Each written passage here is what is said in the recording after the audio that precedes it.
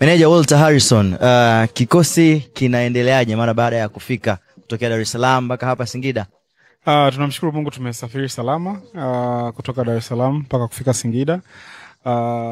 Kwanza safari ya treni ya SGR kutoka Dar es Salaam mpaka Dodoma, and then tukachukua basi kuanzia Dodoma mpaka hapa Singida. Imekuwa safari nzuri na salama na tumeweza kufika salama hapa Singida. Tunamshukuru Mungu sana kwa hilo. Imebaki sasa siku ya kesho kwa ajili ya kwenda kufanya kile ambacho kimetuleta hapa mkoani Singida. Wananchi wamefika kutupokea tulivyowasili hapa Singida. Bila shaka wana matumaini ya kupata burudani hapo kesho, na kesho tumekuwa waalikwa kuhakikisha tunazindua uwanja wa Singida Black Stars.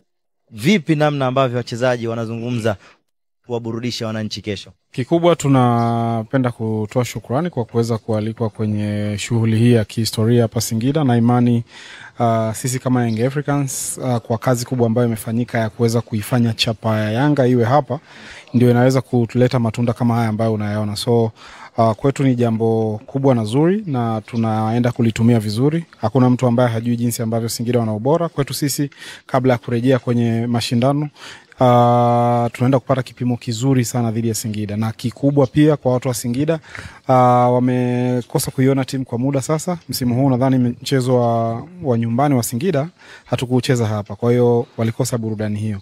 This time around tumeweza kuja kwenye shughuli ya kihistoria ya Singida, na na imani wataenda kupata burudani ambayo hawakuipata hapo awali. Wito wako kwa wanachama, mashabiki, wapenzi, wadau wa klabu yetu Young Africans?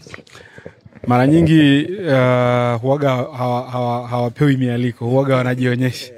Kwa hiyo mimi naamini wanajua nini ambacho wanatakiwa kukifanya.